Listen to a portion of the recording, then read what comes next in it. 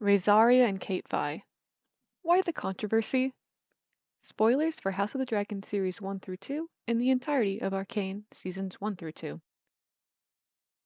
I am not a chronically online person. I don't even have social media unless you count this channel. But I know what to tell when people are being hateful trolls or genuinely confused. And when I saw the reaction people had towards a queer couple kissing in the two biggest fandoms last year, House of the Dragon Series 2 and Arcane Season 2, I knew there was more to investigate here. Beyond the norm of people trying to virtue signal and speak from a place of hatred, there was a huge portion of reactors that were confused about why these makeout scenes even took place, saying that the timing was emotionally wrong, that these scenes serve no purpose but fan service, and that these couples shouldn't be together in the first place. Before I begin to unpack those sentiments and show you why these scenes were so goddamn necessary, especially for a queer nerd like me that obsesses over plot, let's catch everyone up to the moments before the kiss between Rhaesaria and Rhaenyra Targaryen, also referred to as Rhaesaria, and for some reason the wiki also calls them the realm's misery, which, rude, I'm not calling them that, and also between Vi and Caitlyn Kierman, referred to as Kate Vi. And yes, you heard that right, Rhaesaria and Vi don't have last names, which is a great way to clue in the audience into how they came from poor backgrounds where houses and titles mean fuck all in their fight for survival. Anyways, in House of the Dragon, Rhaenyra Targaryen is supposed to be the heir to the throne, but due to her childhood best friend marrying her father and giving him male heirs, the inheritance is disputed when he dies, and a civil war breaks out between the Targaryen family. It's also important to point out here that Rhaenyra's own heirs seem to be bastards, but since she's married to her uncle, which helps her succession, even though he leaves her in this time of need, all she's left with is a council where her only trusted advisors are women, one of which being Rhaesaria, who was promoted to advisor by Rhaenyra because she's honest and speaks for the small folks, and she was a whore that, yes, was once entangled with Rhaenyra's uncle husband when Rhaenyra was a teenager. Don't worry about it. There's so much incest and more insidious things, but that is where we are right before Rhaesaria and Rhaenyra's kiss.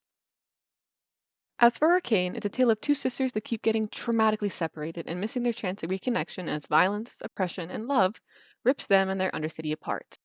Vi is the older sister that was stuck in prison and left not knowing if her sister Jinx survived, until Enforcer Caitlyn came along and freed Vi to help catch a bomber from her home of the Undercity.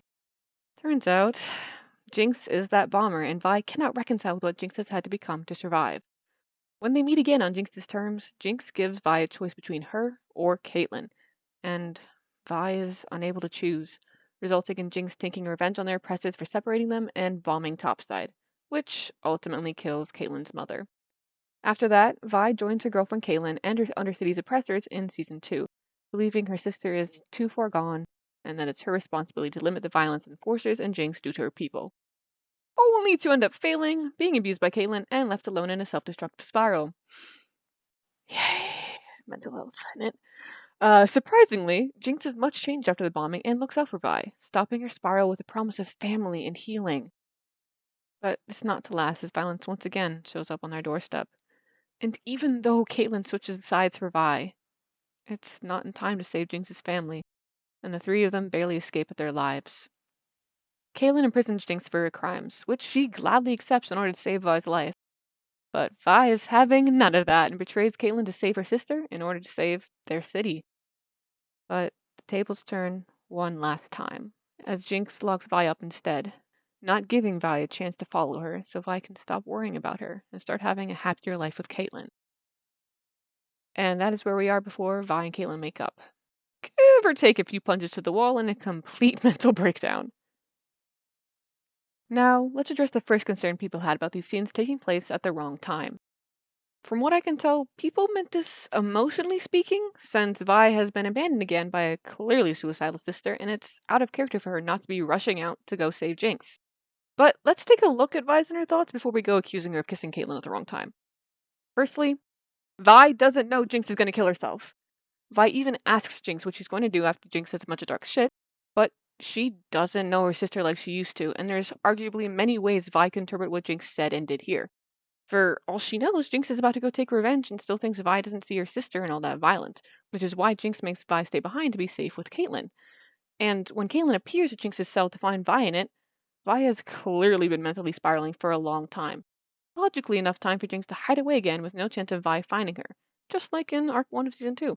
and also enough time for Vi's spiral to take hold in reality as she reveals, I really believe she'd help. I choose wrong every time. And because of it, I lost everyone. That alone tells us how Vi feels right now. That she doesn't think she can get Jinx back or even Caitlyn, and it's her fault for betraying them instead of protecting them. Classic friendified child. Sorry, not the point. But it kinda is, because that's why she's not running after Jinx, why she feels like she deserves to be alone, and why she doesn't look up to see Caitlyn standing beside her, just to listen to her, to express that Vi isn't alone. Caitlyn breaks Vi's spiral with her next few words, saying Vi didn't betray her since she fully let Vi break Jinx out because she trusts and understands Vi to know what to do with Jinx. The person who killed Caitlyn's mother, let's not forget. Caitlyn is shocked that Vi starts kissing her, but we, the audience, should not be shocked. Vi loves Caitlyn, and in this moment, she's so grateful to have Caitlyn looking out for her, trusting her, and loving her back. That's why this timing works, because Vi hit rock bottom and needed someone to help her up. She was in a state where she couldn't help Jinx even if she tried, because she had lost all fight in her and thought there was nothing left to fight for now that both Jinx and Caitlyn had left her and didn't love her anymore. Thankfully, that wasn't the case, as Caitlyn reminds her now, and Jinx will remind her later. As for Rhaenyra and Rhaesaria, their scene with supposedly bad timing is just the two of them having a conversation. Nothing quite as high stakes as Arcane, but emotionally, just wait. Rhaenyra confides in Rhaesaria about her doubts in the Civil War, her husband, and herself, and Rhaesaria tries to relieve those doubts by stating she believes in Rhaenyra, irregardless. This belief doesn't seem to reach Rhaenyra, though, so Rhaesaria suddenly shares that she got her scars from her father molesting her and aborting their baby and leaving her for dead, making her only able to trust in herself for survival. But that she now trusts in Rhaenyra and what she's doing for small folk like her. But this is not where the kiss immediately happens. Sorry, that's a bit loud. But this is important because that would be emotional whiplash for the audience, but also for Rhaesaria after revealing this about her past. What actually happens is Rhaenyra is at a loss for words and rushes over to comfort Rhaesaria with a hug. Her intent is not to take advantage of Rhaesaria and her vulnerability, but to comfort her, to hold her and thank her for sharing why she believes in her. And I really like how the scene is shot and the actors' choices because it emphasizes that their attraction is a surprise to them in this moment as well, for they are never this close emotionally and physically. And we, the audience, can't tell who starts nuzzling and about to kiss the other's neck and then lips first. It's an equal display of affection, and yes, it is sexually charged, and they probably would have kept going if the guard hadn't interrupted them. But the intent between the two kissing isn't predatory or manipulative, it's comforting. That's why the timing of the scene makes sense, because the kissing isn't the end goal, the comforting of the other is. And all of their scenes together up to this point has been the two of them sizing each other up, deciding if they can trust one another, and relying on the other to make strides in the Civil War. This is a natural destination of confirming they are allies that support each other, but also friends that confide in each other, and now possibly a couple that comfort each other. And that is a hell of a first kiss if it's able to establish all that. However, that brings me to my next point. How others interpreted this kiss between Rhaesaria and Rhaenyra as only fan service. To that end, I would be the queer fan the show was trying to please. But I only knew this kiss was going to happen because Rhaenyra was holding herself in some kind of way while they talked. Sure, there had been subtle flirting, but there had also been that between Rhaenyra and her childhood best friend that married her father, Alicent. So, wait. Don't tell me. This kiss between Rhaenyra and Rhaesaria, it recontextualizes the whole goddamn Civil War and how the friendship between Rhaenyra and Alicent fell apart. In retrospect, Rhaenyra and Alicent loved each other, but Alicent always chose duty and virtue and ultimately Rhaenyra's own father over Rhaenyra. But this also speaks to how the plot and therefore Civil War the show is built upon can be resolved, because in just 2 episodes after this kiss, Alicent has an epiphany of how jealousy destroyed them and the realm, and she runs away to Rhaenyra to basically offer up the kingdom so she can be free of it all and protect her daughter. She even asks Rhaenyra to come with me, to be free of what society said they should want and be, subtly reminding the audience of how Rhaenyra made that offer to Alicent long ago. I want to fly with you on Dragonback, see the great wonders across the narrow sea and eat only cake. These parallels are only evident when we stop belittling the kiss between Rhaesaria and Rhaenyra, analyze it as just more than fan service or even character building for Rhaesaria, And the show itself makes that abundantly clear when we see how this kiss has immediately empowered Rhaenyra to speed up the fucking rising action in the last 2 seasons by getting new dragon riders. Dragon Riders, Alison's Conqueror plan, Rhaesaria's Small Folks riots, all of these offer plot resolution and can be seen anew through the kiss between Rhaenyra and Rhaesaria. And I know we have 2 more seasons of House of Dragon left, which technically means these resolutions don't work out. But gods, they will become the climax of the show as it turns to full-out civil war, leaving us with tension and a great cliffhanger in the meantime. As for Vi and Caitlyn, if it really was fan service, the show would have gladly shown the whole sex scene instead of ending with Vi about to go down on Caitlyn. I'm just saying. I'm just saying. Devil's advocate, I swear. But what we got was enough. At least, in terms of how them getting back together will influence the finale of Arcane and the resolution of their city's own war. To be fair, the writers had to resolve the character tension that's been building this whole season before all else, and a makeout scene is the quickest way to do it. Rather than have the two talk it over, which would be very out of character for Caitlyn, who usually speaks through actions due to being at a loss of what to say emotionally. These two needed to be on the same page before the final fight for humanity and their city, and Vi needed to be able to pick herself up again to fight for what matters. Caitlyn was instrumental in that, even coming clean about having rebound after Vi left, because even though the two of them have changed, they're still honest and clearly love each other. And due to that love and trust, they have sex and become allies again, resolving their own conflicts so they can resolve the war that's this arc's climax. That is the point of the scene. From a writer's standpoint, obviously. Lastly, the notion that these couples shouldn't be together in the first place, because it needs to be said what the conflict between Vi and Caitlyn was. Beyond Vi's sister being a bomber, that is, that this is more of a interpersonal conflict. And as I explain this, I want to be clear that I am not explaining away Caitlyn's behavior, rather digging into it to see how she dug herself out of it.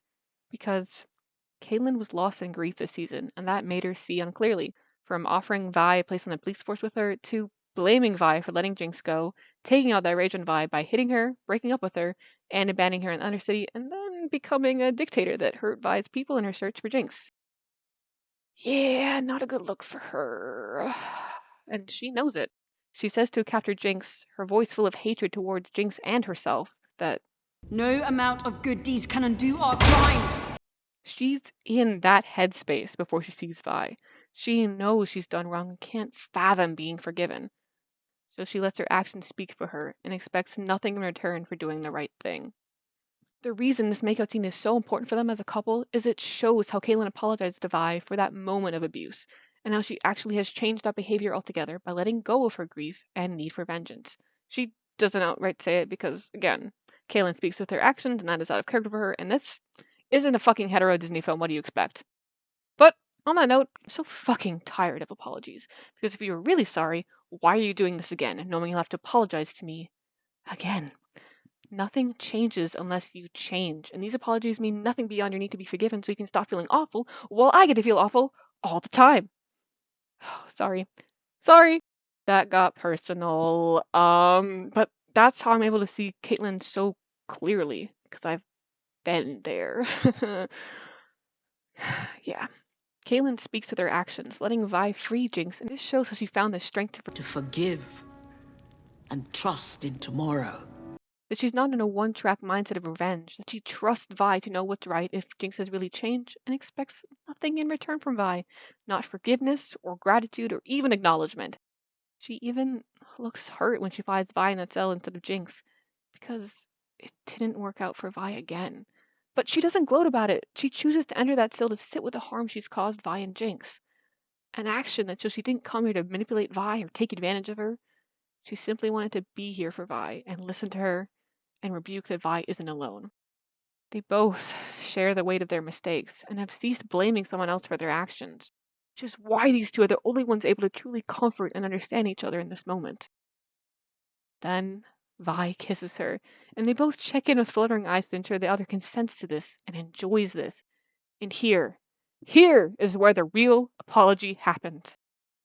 A moment of hesitation from Kaylin as she looks down at Vi's wound, as her hand wavers before touching Vi there, only for Vi to wrap Kaylin's arm around her to show that what happened is in the past. But that hesitant caress is loaded with meaning, from Kaylin recognizing the abuse she caused Vi, that Vi only got this wound from protecting her, that she thought she had already lost Vi, but was that close to losing Vi forever. That's why the scene was so necessary if these two were truly endgame, because it shows the trauma they've shared, the regrets they berate themselves with, and the understanding they have of each other. Vi instigated this kiss between them. Vi forgives and understands Kaelin, and now they have a happy ending where they both love and support each other. Why shouldn't a couple like that be together? As for Rhaesaria and Rhaenyra, people have come up with a lot of reasons why they shouldn't be together. Like, so many reasons. For one, Rhaenyra is already married when they first kiss, to which I say, she's married to her uncle. And if that weren't enough, he's choked her twice and they are now separated as they try to deal with the inheritance of the throne. Secondly, there is an age gap between Rhaenyra and Rhaesaria, to which I say, Rhaesaria is about the same age as Rhaenyra's husband, who again, is her uncle. If anything, their power dynamic equals out, since Rhaesaria is older, but Rhaenyra is royalty. Man, I wonder how many of these concerns I can refute with, but she's married to her uncle. Honestly, if you watch House of the Dragon, you can't virtue signal your way out of it. I'm sorry. So stop making up reasons why one of the few unproblematic and not incestuous ships in the show shouldn't happen. In fact, the only credible reason I've heard about why these two shouldn't be together is because the writers haven't done much with their relationship. Yet. It's all set up this season. We haven't dealt with the repercussions of their affair, or even where their relationship's going, but that's somewhat of a consequence of being unable to write some of season 2 due to the writer's strike. If I had to guess, though, the way Mazzari emboldens Rhaenyra's ego could lead to devastation. And if news of their relationship got out, even to Rhaenyra's husband that she's just reined in, the fight for the throne could get oh so much more dramatic. But beyond what their dynamic offers to possible foreshadowing, I haven't read the books, don't spoil it for me, even though I know they're not together in the books, so shush. This is a couple that should actually be together because they talk openly and honestly, they trust each other and already make a good team, and if nothing else, they're clearly very attracted to each other. Even if we don't know where this relationship is heading, none of this is reason enough to write them off altogether. In conclusion, I shouldn't have had to write this essay, but I did, because this trend of confusion surrounding consensual queer relationships is indicative of what kind of society we live in, where audiences ignore the actual problematic and abusive relationships in the show they're watching and use their analytical skills to take down rather than build up a show they've clearly invested in emotionally and financially. Honestly, if we just took a second to think about these kiss scenes, beyond judgment and the need to react online, all of these things I point out in this essay are fairly easy to conclude, and the writers intentionally leave breadcrumbs for us to conclude all this. Therefore, it should not be controversial for Rhaesaria and Caitvi to kiss, or any queer couples for that matter, because the kiss is there for a reason. It offers emotional attention, goes beyond fan service, and actually adds the main plot points, and fucking underlines why these couples are necessary reputation when this confusion is the biggest response they garner. That's why having a kiss that canonizes their relationship is so important, and can offer so much for analytical nerds like me, or a high for people that are here just to have fun with the fandom. There are so many ways to enjoy a show or a ship, believe me, I know. But having these characters kiss should not be cause for confusion or controversy or clickbait clout, but instead a cause for celebration. At least that's my thoughts. That's all I can conclude from going through all of this. What are your thoughts? Let me know in the comments below. If you listen this far, fucking gold star to you. Thank you so much. I don't know how to end this, and I'm really hungry, so goodbye. Thank you for listening. I hope you learned something from this. Yeah. Bye.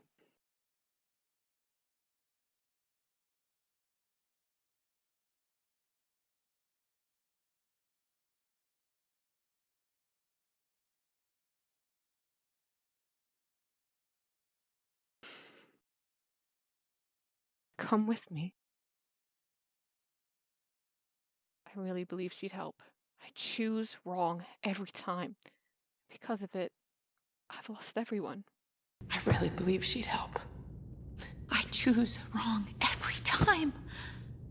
And because of it, I lost everyone.